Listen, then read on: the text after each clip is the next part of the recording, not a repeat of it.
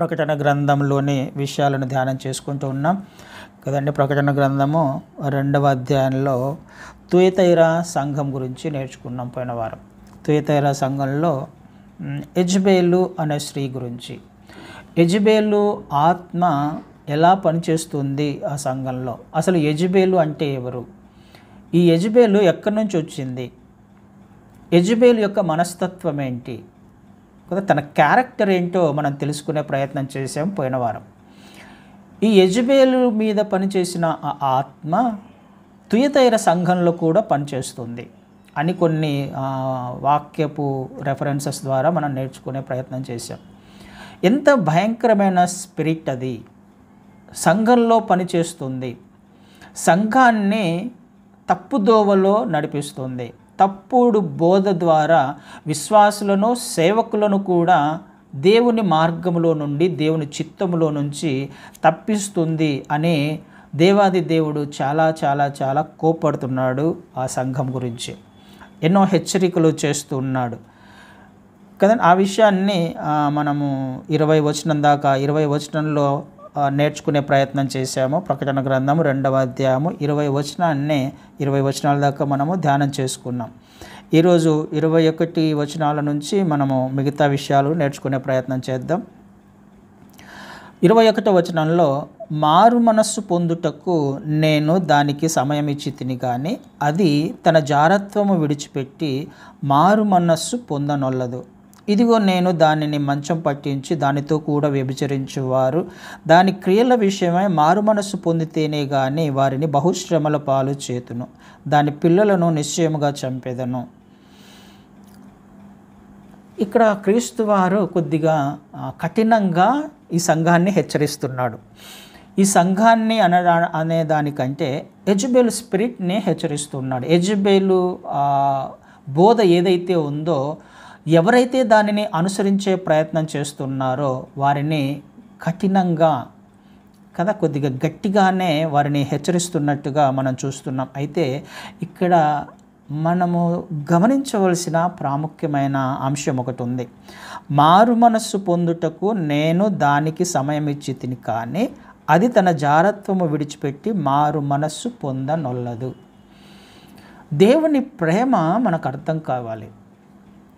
మారు మనస్సు పొందడానికి ఆ సంఘానికి, ఆ విశ్వాసులకు, లేకపోతే ఆ సేవకులకు, లేకపోతే ఎవరైతే ఆ యెజబేలు బోధను అనుసరించే ప్రయత్నం చేస్తూ ఉన్నారో వారికి దేవుడు మారు మనస్సు పొందడానికి అవకాశం ఇచ్చాడు కదా. దేవుడు మాట్లాడుతున్న మాట, నేను అవకాశం ఇచ్చాను. అవకాశం ఇవ్వబడింది అని అంటే అర్థం ఏంటి? ఎంతవరకైతే దేవుడు సమయాన్ని ఇచ్చే ప్రయత్నం చేశాడు, మారు మనస్సు పొందడానికి ఎంత సమయం అయితే వాళ్ళకు కావలసి ఉందో ఆ సమయాన్ని వాళ్ళకు ఇచ్చినట్టుగా మనం చూస్తున్నాం ఈ వచనాలలో కదా. శిక్షించడానికంటే ముందుగా కదా తర్వాత వచనాలను హెచ్చరిస్తున్నాడు, ఈ విధంగా చేస్తాను అని. అయితే ఈ విధంగా చేస్తాను అని చెప్పడానికంటే ముందుగా ఒక విషయం మనకు అర్థమవుతుంది. నేను మారు మనస్సు పొందడానికి కావలసిన సమయాన్ని ఇచ్చాను అని అంటున్నాడు ఆయన కదా. పొందడానికి అవసరమైన సమయం ఇవ్వబడింది, కానీ మారు మనస్సు పొందనొల్లదు అనే మాట కూడా రాయబడింది. దేవుని యొక్క ప్రేమ ఎంతగా మనకు అర్థం అవ్వాలి అని అంటే, ఇవ్వబడిన సమయాన్ని అది సద్వినియోగం చేసుకోలేకపోయింది. అంత మాత్రమే కాదు, మారు మనస్సు పొందనొల్లదు అని అంటే అర్థం ఏమవుతుంది? ఇష్టం లేదు మారు మనస్సు పొందడానికి కదా. అవకాశాలు ఇవ్వబడుతున్నాయి అని అర్థమవుతుంది, దేవుడు హెచ్చరిస్తున్నాడు అనే విషయం అర్థమవుతుంది, దేవుడి మార్గాలు ఇది కాదు అని వాళ్ళకు అర్థమవుతుంది. కానీ ఏమని రాయబడింది? పొందడానికి, మారు మనస్సు పొందడానికి ఇష్టం లేదు అన్నట్టుగా అర్థమవుతుంది కదా. మారు మనస్సు పొందనొల్లదు, ఇష్టపడదు కదా. ఇది అర్థం చేసుకోవాల్సిన విషయం. దేవుడు శిక్షించడానికంటే ముందుగానే ఆ సంఘాన్ని హెచ్చరిస్తూ ఉన్నాడు. సమయము ఇవ్వబడింది. దేవుడు ఎక్స్పెక్ట్ చేసేది మారు మనస్సు, మారు మనస్సు, మారు మనస్సు. దానికి కావలసినంతగా సమయము ఇస్తాడు ఆయన. అయితే ఇష్టం లేకుండా ఈ యెజబెల్ స్పిరిట్ అనేది, ఈ ఆత్మ అనేది ఒక వ్యక్తిలో, ఒక సంఘంలో, ఒక సేవకునిలో, ఒక గుంపులో, ఒక రాష్ట్రంలో చూసాం ఇంతకుముందు, ఒక దేశంలో కూడా పని చేయడానికి అవకాశం ఉంది. మారు మనసు పొందడానికి ఇష్టం లేదు, మనస్సును మార్చుకోవడానికి ఇష్టపడకపోవడం, తనను తాను సరిచేసుకోవడానికి ఇష్టపడకపోవడం, మారు మనస్సు పొందనొల్లదు, ఇష్టము లేదు కదండి. ఎందుకు ఇష్టం ఉండదు? ఒక వ్యక్తికి ఎందుకు మారు మనస్సు పొందడానికి ఇష్టం ఉండదు కదండి. ఇది మనకు అర్థం అవ్వాలి. దేవుని యొక్క ప్రేమ ఒకవైపు మనకు అర్థం అవ్వాలి, ఒక యొక్క హృదయపు యొక్క స్థితి మనకు అర్థం అవ్వాలి, ఆ సంఘం యొక్క స్థితి మనకు అర్థం అవ్వాలి, లేకపోతే ఆ జెజబెల్ స్పిరిట్ యొక్క స్థితి మనకు అర్థం అవ్వాలి కదా. మారు మనసు పొందడానికి ఇష్టపడని విధంగా ఆ వ్యక్తిని లేకపోతే ఆ సంఘాన్ని బంధించినట్టుగా మనకు అర్థమవుతుంది. ఎందుకు మారు మనసు పొందడానికి ఇష్టపడదు అని అంటే, మొట్టమొదటిగా మనకేమర్థమవుతుంది? ఎందుకు ఇష్టపడదు? ఒక వ్యక్తి ఎందుకు ఇష్టపడరు మారు మనసు పొందడానికి అని అంటే, తనంతకు తానుగా ఒక అభిప్రాయం కలిగి ఉంటాడు. ఐఎమ్ ఓకే కదా, ఐఎమ్ ఓకే, ఆత్మీయతలో నేను ఓకే, నేను పర్వాలేదు, తనంతకు తాను ఒక అభిప్రాయాన్ని కలిగి ఉంటారు. విశ్వాసులు లేకపోతే క్రైస్తవులు దేవుడు ఏదైనా మాట్లాడుతూ ఉన్నప్పుడు, వాక్యము ద్వారా హెచ్చరిస్తూ ఉన్నప్పుడు వాళ్ళు మారు మనస్సు పొందడానికి ఎందుకు ఇష్టపడరు అని అంటే, మొదటి కారణము వారి ఆత్మీయ స్థితి నుంచి, వారి ఆత్మీయ జీవితం గురించి వారికి ఒక అభిప్రాయం ఉంటుంది. మేము తప్పు చేయట్లేదు, నేను తప్పు చేయట్లేదు, నేను ఓకే, నా ఆత్మీయత ఓకే, సరిపోతుంది. అది మనంతకు మనము నిర్ణయం తీసుకునేది కాదు ఆత్మీయత అనేది కదా. క్రైస్తవ జీవితం అనేది, క్రైస్తవ మార్గాలు అనేటివి మనంతకు మనము నిర్ణయం తీసుకునేది కాదు కదా, సరిపోల్చుకునేది వాక్యముతో. ఎందుకు మారు మనసు పొందడానికి ఇష్టం ఉండదు, మారు మనసు పొందనొల్లదు అని అంటే, లోపల నుంచి లేకపోతే ఆ ఆత్మ చెప్పే ప్రయత్నం ఏంటి అని అంటే, నువ్వు బాగానే ఉన్నావు కదా, పర్వాలేదు కదా, ప్రార్థన చేసుకుంటూ ఉన్నావు కదా, వాక్యం చదువుతూ ఉన్నావు కదా, సరిపోతుంది ఈ ఆత్మీయత అంటే, ఐఎమ్ ఓకే, నేను ఓకే, పర్వాలేదు, నా ఆత్మీయ స్థితి పర్వాలేదు అని తనంతకు తానుగా అనుకోవడము ఒక కారణం. రెండవ కారణము, దేవుడు వాక్యం చదువుతూ ఉన్నప్పుడు లేకపోతే వాక్యం దేవుడు మాట్లాడుతూ ఉన్నప్పుడు ఇంకొక విషయం మనకేమర్థమవుతుంది అని అంటే, సెల్ఫ్ ఎగ్జామినేషన్ చేసుకునే విధంగా విశ్వాసి ఉండడానికి ఇష్టపడడు. అంటే వాక్యము నా కొరకు అని తీసుకోవడానికి ఇష్టం ఉండదు. ఇది నేను అని అప్లై చేసుకోవడానికి, వాక్యానికి అప్లై చేసుకోవడానికి ఇష్టపడదు. పలానా వ్యక్తి గుర్తొస్తాడేమో కానీ వాక్యాన్ని వింటున్నప్పుడు, వాక్యము చదువుతూ ఉన్నప్పుడు, దేవుడు మాట్లాడుతూ ఉన్నప్పుడు, ఎక్కడైనా కానీ సంఘాలలో కానీ ఎక్కడైనా మాట్లాడుతున్నప్పుడు, ఈ మాటలు నాకు కాదు కానీ పలానా వ్యక్తికి. మారు మనస్సు పొందనొల్లదు అని అంటే అర్థం ఏమిటవుతుంటే, మొదటి కారణము మన ఆత్మీయ స్థితి గురించి మనకు ఒక అభిప్రాయం ఉంటుంది. రెండవ కారణము, సెల్ఫ్ ఎగ్జామినేషన్ చేసుకోకుండా ఈ మాటలు, ఈ వాక్యము నాకు కాదు అన్నట్టుగా. మనము 4 నెలల గురించి నేర్చుకున్నాం కదా. ఈ 4 నెలల్లో మొదటి నెల విత్తనం ఎక్కడ పడుతుంది? త్రోవ పక్కల పడుతూ ఉంది. అంటే అర్థం ఏంటి? వస్తున్న ఈ వాక్యాన్ని హృదయంలోకి తీసుకోకుండా రెసిస్ట్ చేస్తూ ఉన్నాం. లోపలికి వెళ్ళాలి కానీ ఇది వెళ్ళకుండా మనం ఏం చేస్తున్నాం? దాన్ని డైవర్ట్ చేస్తున్నాం, తోవ పక్కల పడేలా చేస్తూ ఉన్నాం. ఇది మన క్రైస్తవ జీవితంలో ఇది పనికిరాదు. దేవుడు ఏం కోరుకుంటున్నాడు? ఆ తుయతైర సంఘంలో అవకాశం ఇస్తూ వస్తున్నాడు, అవకాశాలు ఇస్తూ వస్తున్నాడు, కావలసినన్ని అవకాశాలు ఇచ్చాడు. కానీ ఈ స్పిరిట్ ఏం చేస్తుంది? ఈ జెజబెల్ స్పిరిట్ భయంకరంగా ఒక వ్యక్తిలో, ఒక సంఘంలో పనిచేసే అవకాశం ఉంది. ఏంటిదది? తీసుకోవడము అనేది నేర్పించట్లేదు ఈ సంఘం. దేవుని వాక్యాన్ని రిసీవ్ చేసుకోవడము నేర్పించట్లేదు ఈ సంఘం. అవసరమైన విషయాలను మాత్రం యాక్సెప్ట్ చేస్తాం కానీ, ఆశీర్వాదాలకు సంబంధించిన విషయాలు యాక్సెప్ట్ చేస్తాం కానీ, ఒకవేళ ఏదైనా సరిచేసుకునే మాటలు, గద్దింపు మాటలు ఎదురైనప్పుడు ఇది నాది కాదు, ఎందుకు, నేను ఓకే కదా, నేను అలా లేను కదా, ఇది నాది కాదు కదా, నేను అలా ఉన్నప్పుడు నాకు అలా లేను, నేను నిజమా, అలా లేమా అని ఒకసారి ఆలోచన చేసుకుంటే కానీ అర్థం కాదు.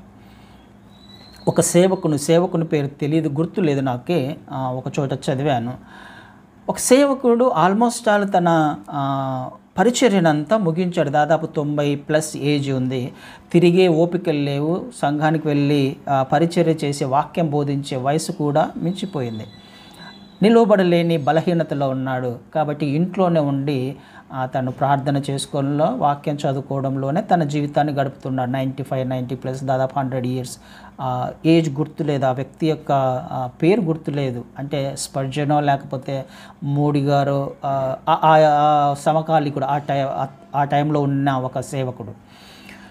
అయితే ఒక జర్నలిస్ట్ వెళ్ళాడంట. వెళ్ళి తనను ఇంటర్వ్యూ చేయడానికి వెళ్ళాడు. అయితే ఒక చిన్న గదిలో ఆ సేవకుడు చేస్తున్న పని, చైర్లో కూర్చొని, ఇట్లాగే కూర్చొని బైబిల్ చదువుతూ ఉన్నాడు.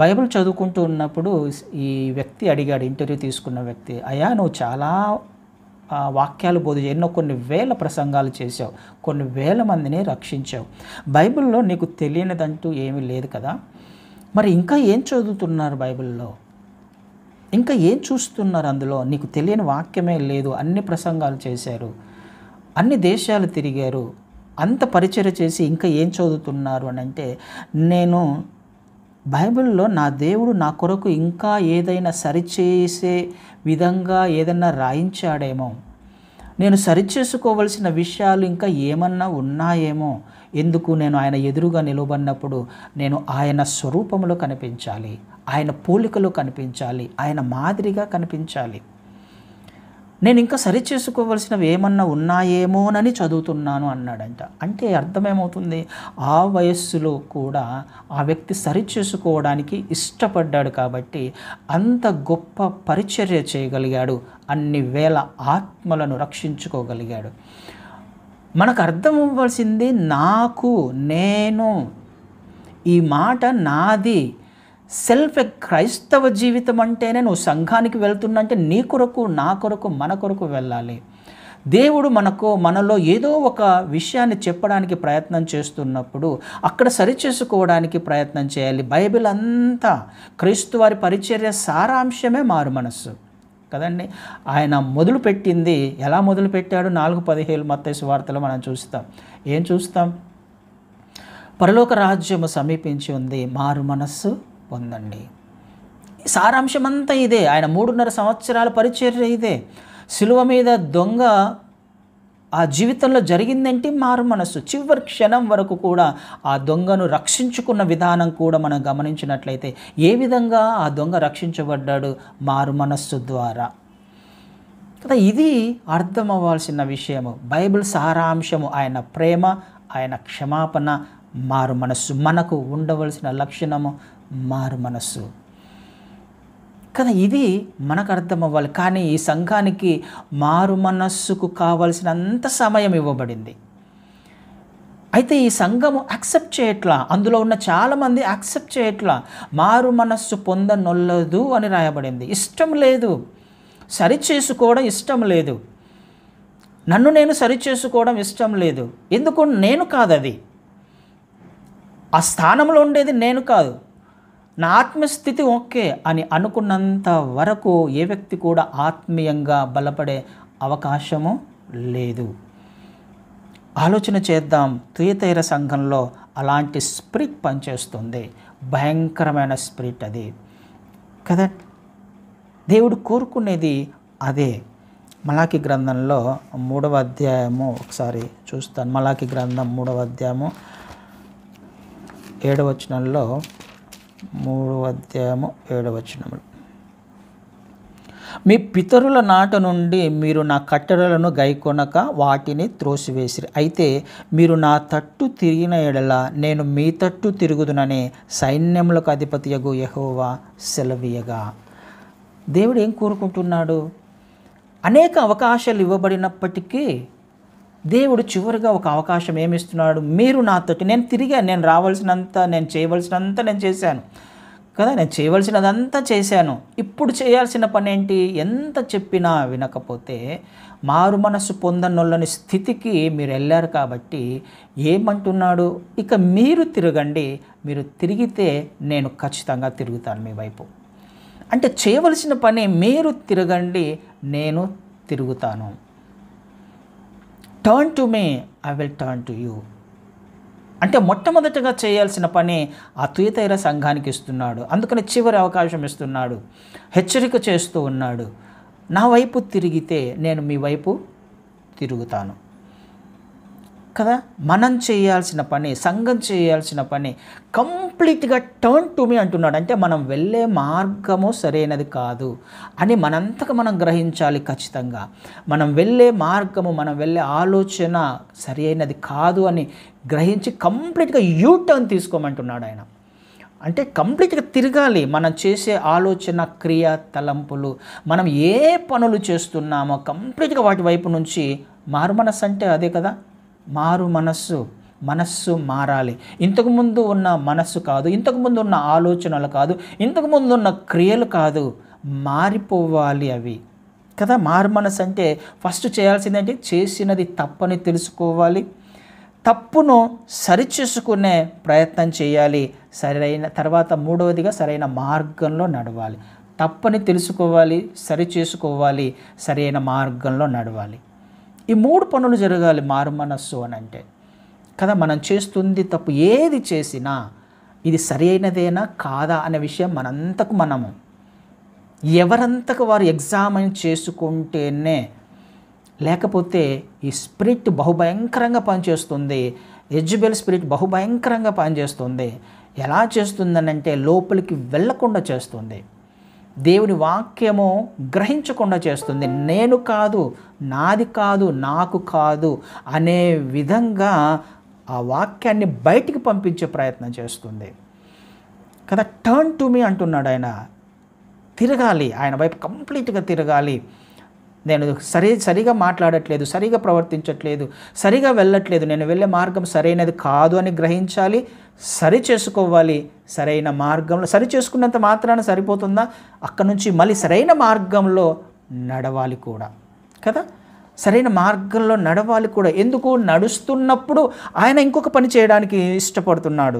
ఇర్మియా గ్రంథంలో 15వ అధ్యాయము, ఇర్మియా గ్రంథం 15వ అధ్యాయంలో 15-19.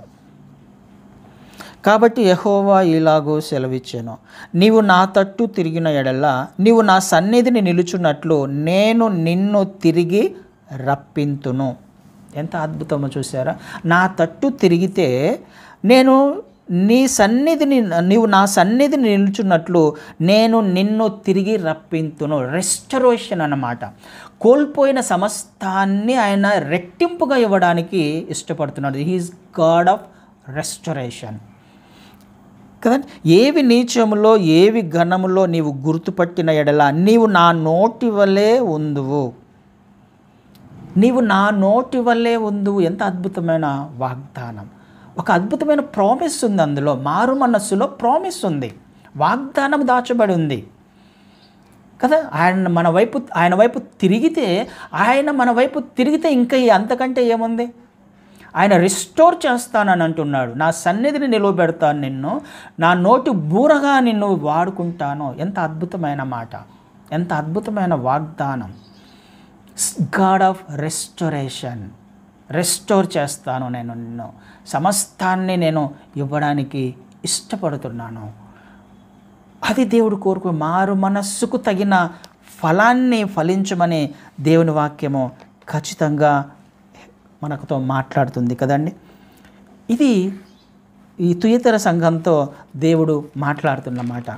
అయితే ఇక్కడ ఇంకొక మాట చూసే ప్రయత్నం చేద్దాం.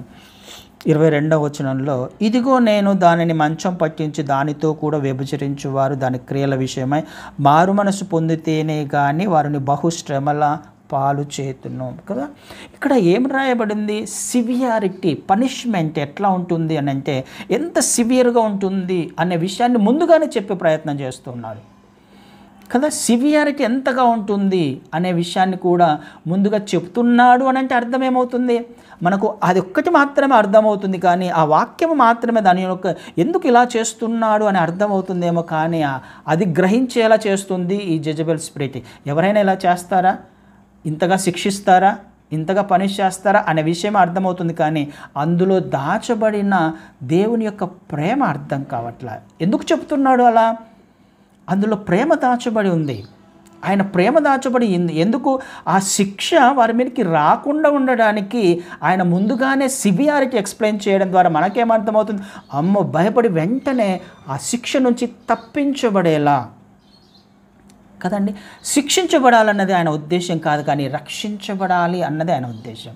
ఎందుకు ఆ సివియారిటీ చెబుతున్నాడు అని అంటే ఇది రాకుండా తప్పించుకోవడానికి, ఇది రాకుండా ఆయన వైపు తిరగడానికి, ఆ శిక్షను మన నుంచి తీసివేయడానికి. అద్భుతమైన ప్రేమ కలిగిన వాడాయన. అది మనకు అర్థం కావాలి. ఆ మాట తుయతైర సంఘంతో కూడా ఆయన మాట్లాడుతున్నాడు. యోవేలు గ్రంథంలో కూడా మనం ఆ మాట చూస్తాం. యోవేలు గ్రంథంలో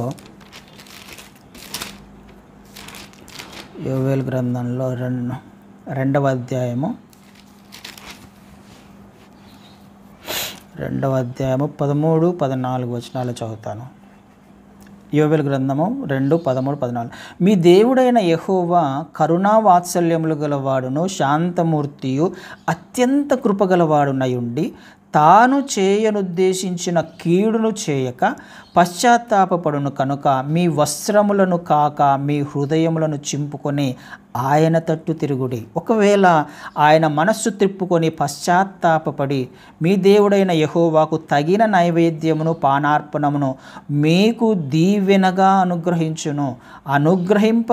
అనుగ్రహింపడని ఎవడు చెప్పగలడు? ఎంత అద్భుతమైన ప్రేమ కలిగిన వాడాయన. ఈ సివియారిటీని ఎందుకు, ఈ కీడుని ఎందుకు తీసుకురావడానికి ఆయన ఇష్టపడుతున్నాడు? ఇక్కడ కూడా యోవేలు గ్రంథంలో కూడా చాలా పనిష్మెంట్ అక్కడ మనం చూస్తాం మొదటి అధ్యాయంలో. అయితే ఆయన మాట్లాడుతున్న మాట, అయితే ఒక్కసారి ఒకవేళ మీరు పశ్చాత్తాపపడితే కదా, ఆయన కనికరం కలిగిన దేవుడు, కరుణ వాత్సల్యం గలవాడు, శాంతమూర్తి, అత్యంత కృపగలవాడునై ఉండి తాను చేయనుద్దేశించిన కీడును చేయక పశ్చాత్తాపడతాడు. ఎప్పుడు ఆయన వైపు తిరిగినప్పుడు, కిందికి వచ్చినప్పుడు ఆ మాట ఉంటుంది 13లో, ఇప్పుడైనను మీరు ఉపవాసం ఉండి కన్నీరు విడుచుచు దుఃఖించుచు మనఃపూర్వకముగా తిరిగి నా యొద్దకు రండి. ఆయన వద్దకు తిరిగినప్పుడు, ఆయన వైపు చూసినప్పుడు దీని నుంచి ఆయన తప్పించడానికి ఇష్టపడే దేవుడు. అది ఎంత ఏమన్నా చేయనుద్దేశించిన కీడును చేయక ఆయన పశ్చాత్తాపడతాడంట. అయ్యో, నేను శిక్ష తీసుకురావాలనుకున్నాను ఇజ్రాయేల్ మీదకి, లేకపోతే ఈ సంఘం మీదకి, వాళ్ళు పశ్చాత్తాపడుతున్నారు కాబట్టి నేను వారిని శిక్షించను, దాని నుంచి నేను పశ్చాత్తాపడుతున్నాను, ఆ కీడు వారి మీదకి రాకుండా చేస్తాను అని తనంతకు తానే నిర్ణయం తీసుకుంటాడంట. ఈ నిర్ణయము మనము ఎక్కడ చూస్తాం? ఇది ఆయన వాక్యం రాయబడింది, కానీ యోనా గ్రంథంలో ఈ విషయం చూస్తాంగా మనం. యోనా బహు భయంకరంగా పాపం చేసింది, కంప్లీట్గా నాశనం చేయాలనుకున్నాడు ఆయన కదా, కంప్లీట్గా నాశనం చేయాలనుకున్నాడు.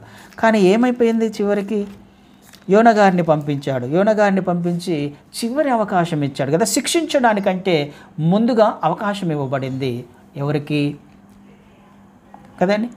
అవకాశం ఇవ్వబడింది ఆ ప్రజలకి, వాళ్ళందరికీ. ఈయన వెళ్ళి ఏమని ప్రకటిస్తున్నాడు అక్కడ 4వ వచనంలో, నీనివే పట్టణానికి 3వ అధ్యాయం 4వ వచనంలో, యోనా ఆ పట్టణంలో ఒక దిన ప్రయాణమంత దూరం సంచరించుచు ఇక 40 దినములకు నీనివే పట్టణము నాశనమగునని ప్రకటన చేయగా, నీనివే పట్టణపు వారు దేవుని యందు విశ్వాసం ఉంచి ఉపవాస దినము చాటించి ఘనులేమి అల్పులేమి అందరూ గోనపట్ట కట్టుకొనిరి.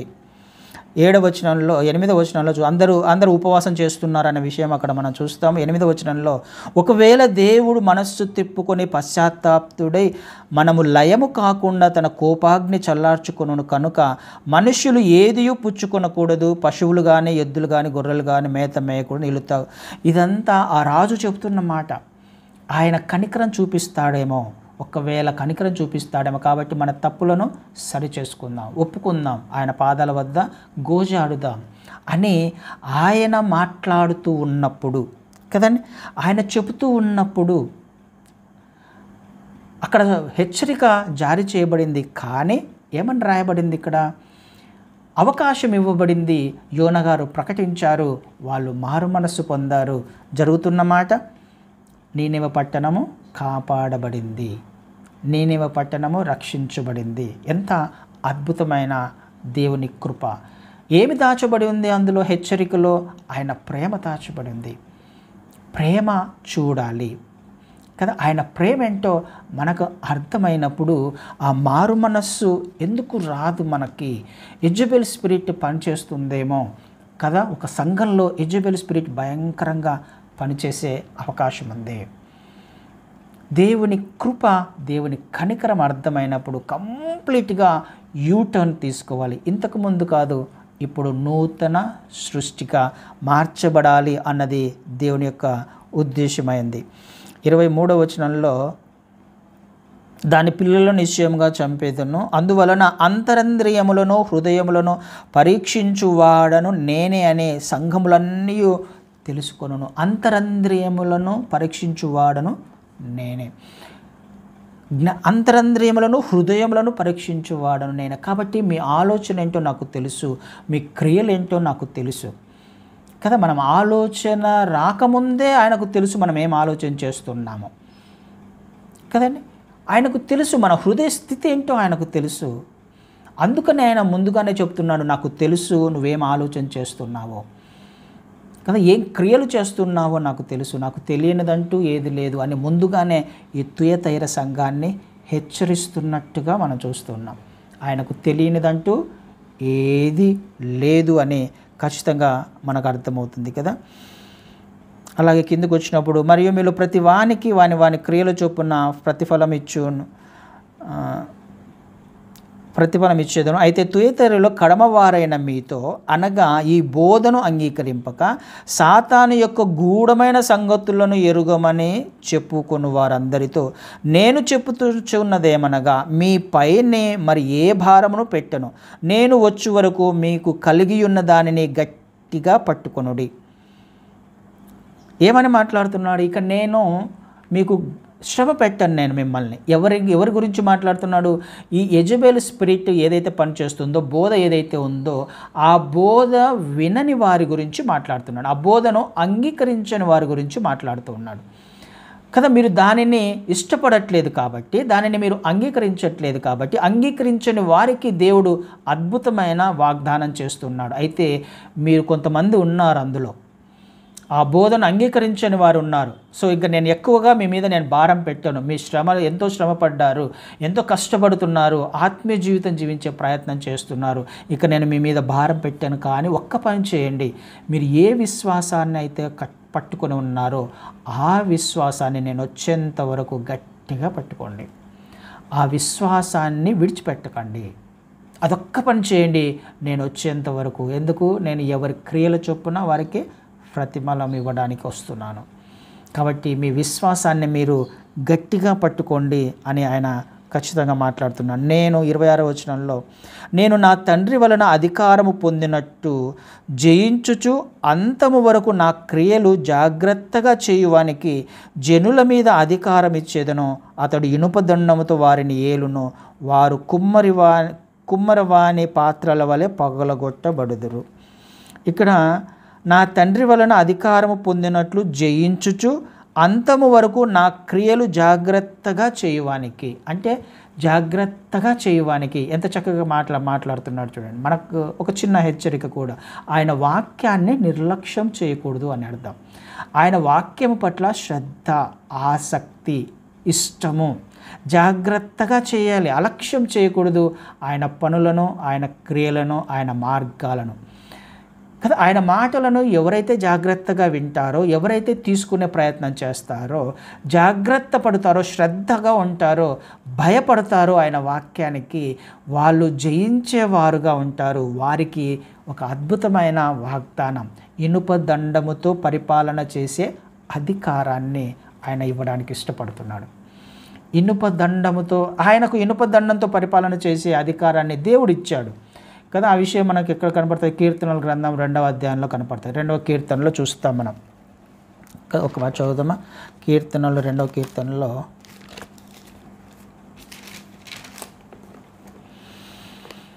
9వ వచనంలో, ఇనుప దండముతో నీవు వారిని నలగగొట్టెదవు, కుండను పగలగొట్టినట్లు వారిని ముక్క చెక్కలుగా పగలగొట్టెదవు.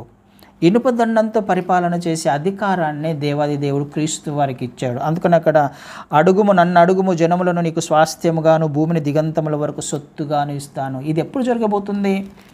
ఇనుప దండముతో చేసే పరిపాలన ఎప్పుడు జరగబోతుంది? 1000 ఏళ్ల పరిపాలనలో. క్రీస్తు వారు మనకు అధికారాన్ని ఇవ్వడానికి ఇష్టపడుతున్నాడు. ఎవరికి? ఆయన మాటకు జాగ్రత్తగా, ఆయన మాటలు వినవారికి, శ్రద్ధగా ఆసక్తితో ఆయన వైపు తిరిగి ఆయన క్రియలను చేయడానికి ఇష్టపడే వారికి ఆయన ఇనుప దండముతో పరిపాలన చేసే అధికారాన్ని ఆయన ఇవ్వడానికి ఇష్టపడుతున్నాడు కదండి. ఎవరుంటారు అప్పుడు 1000 ఏళ్ల పరిపాలన? ఇది 1000 ఏళ్ల పరిపాలనలో జరిగే సందర్భం. ఎంత అద్భుతమైన మాట! మనము పరిపాలన చేయబోతున్నాం. ప్రస్తుతము క్రైస్తవులకు పరిపాలన చేసే అవకాశం రాలేదేమో కానీ, అధికారం లేదేమో కానీ, 1000 ఏళ్ల పరిపాలనలో కేవలం క్రైస్తవులు మాత్రమే పరిపాలన చేసే అవకాశాన్ని దేవుడిచ్చాడు. క్రైస్తవులు మాత్రమే 1000 ఏళ్ల పరిపాలన చేయబోతున్నారు. అది కూడా ఇనుప దండముతో పరిపాలన. కేవలము నీతి న్యాయములు మాత్రమే పరిపాలన జరుగుతాయి ఆ సమయంలో. 1000 ఏళ్ల ఎవరుంటారు అప్పుడు? ఆయనను అంగీకరించని దేశాలు, దేశాధ్యక్షులు, అధికారులు ఎంతోమంది ఆ సమయంలో ఉంటారు కదా. ఆనాడు అనేక మంది ఉన్నారు భూమి మీద, చాలామంది ఉంటారు దేవుణ్ణి, క్రీస్తు వారిని అంగీకరించక విడిచిపెట్టబడిన వారు. దేశాధ్యక్షులు, రాజులు, అధికారులు అనేక మంది ఉంటారు. వాళ్ళను పరిపాలన చేసే అవకాశము, అధికారము మనకు దేవుడు ఇవ్వడానికి ఇష్టపడుతున్నాడు. ఎవరైతే రెబల్లియస్గా ఉంటారో, ఎవరైతే అన్యాయం చేసేవారిని కేవలము న్యాయము ద్వారా శిక్షించే అవకాశము దేవుడు క్రైస్తవులకు ఆనాడు ఇవ్వబోతున్నాడు కదా. ఇది మనకు అర్థం అవ్వాలి. ఆయనకు అధికారం ఇవ్వబడింది, దేవుడు మనకు కూడా అధికారాన్ని ఇవ్వడానికి ఇష్టపడుతున్నాడు. ఎంత అద్భుతమైన అధికారం లేకపోతే ప్రామిస్ అక్కడ మనకి ఇవ్వబడింది కదా. జాగ్రత్తగా చేయువానికి జనుల మీద అధికారం ఇచ్చేదను, అతడు ఇనుప దండముతో వారిని ఏలును, వారు కుమ్మరవాని పాత్రల వలె పగలగొట్టబడుదురు కదా. అన్యాయం చేసేవాడిని, ఎవరైతే దేవునికి వ్యతిరేకంగా ప్రజలను హింసించే వారికి కుండల వలె పగలగొడితే కుండను ఎట్లా కొట్టేస్తే పగిలిపోతుంది అంతే కదా. ఆ విధమైన పరిపాలన ఉంటుంది. అన్యాయము సహించేది లేదు. ఆ 1000 ఏళ్ల అన్యాయం అనేది ఉండదు, అక్రమం ఉండదు, తిరుగుబాటు ఉండదు, దానికి రావాల్సిన శిక్ష వెంటనే ఉంటుంది. అలాంటి పరిపాలన రాబోతుంది. ఆ పరిపాలనలో నువ్వు నేను మనము అధికారం చెలాయించబోతున్నాం. ఎవరైతే విశ్వాసములో స్థిరంగా ఉంటారో, ఆయన మాటకు భయపడతారో, ఆయన మాటను శ్రద్ధగా వినడానికి, ఆసక్తితో వినడానికి ఎవరైతే ఇష్టపడతారో వారి జీవితంలో జరగబోయే మాటల గురించి దేవుడు మాట్లాడుతున్నాడు. 28వ వచనంలో, మరియు అతనికి వేకువ చుక్కను ఇచ్చేదను, సంఘములతో ఆత్మ చెప్పుచున్న మాట చెవిగలవాడు వినుడుగాక. వేకువ చుక్కను ఆయన ఇవ్వడానికి ఇష్టపడుతున్నాడు. వేకువ చుక్క ఎవరండి? వేకువ చుక్క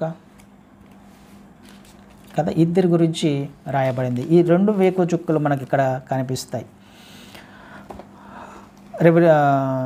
ఎక్కడ? 9వ యెషయా గ్రంథము 14:12లో, యెషయా గ్రంథము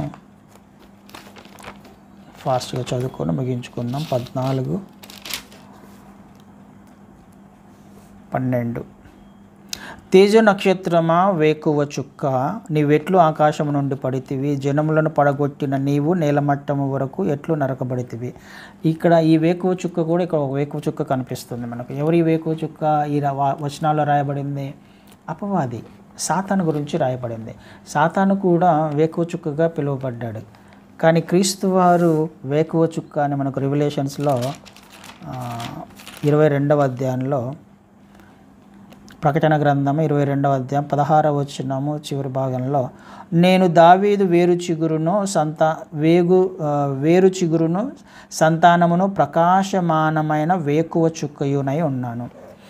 ఎందుకు ఇక్కడ రెండు వేకువ చుక్కల గురించి పోల్చబడి? సాతాను ఎప్పుడు కూడా తనను తాను, మనం యెషయాలు కూడా చూస్తాం, తనను తాను హెచ్చించుకునే ప్రయత్నం చేస్తూ ఉంటాడు కదా. అపవాది హెచ్చించుకునే ప్రయత్నం చేస్తుంది. దేవునితో సమానంగా ఉండడానికి వాడు ఎప్పుడు ప్రయత్నం చేస్తుంటాడు. క్రీస్తు వారిలో ఉండడానికి ప్రయత్నం చేస్తూ ఉంటాడు కదా. క్రీస్తు వారికి వేకువ చుక్క అని పెడితే నేను వేకువ చుక్కను అన్నట్టుగా వాడు ప్రవర్తిస్తుంటాడు. దేవునితో సమానంగా ఉండడానికి ఇష్టపడతాడు కదా. అపవాది ఎప్పుడు హెచ్చించుకునే ప్రయత్నం చేస్తాడు.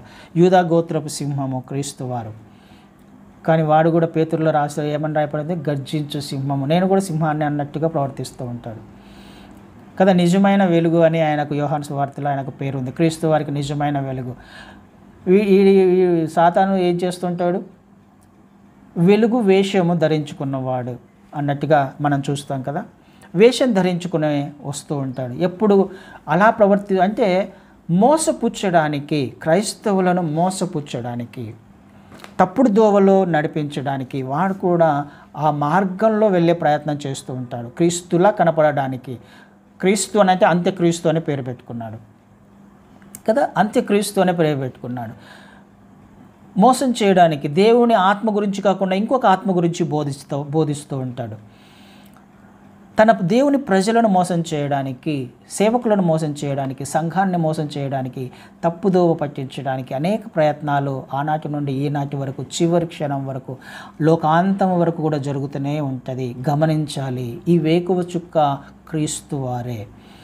ఈ వేకువ చుక్క నశించిపోయేది కాదు, ఆ వెలుగు తగ్గిపోయేది కాదు, అంతరించిపోయేది కాదు. అది నిత్యము వెలుగుతూ ఉండేది.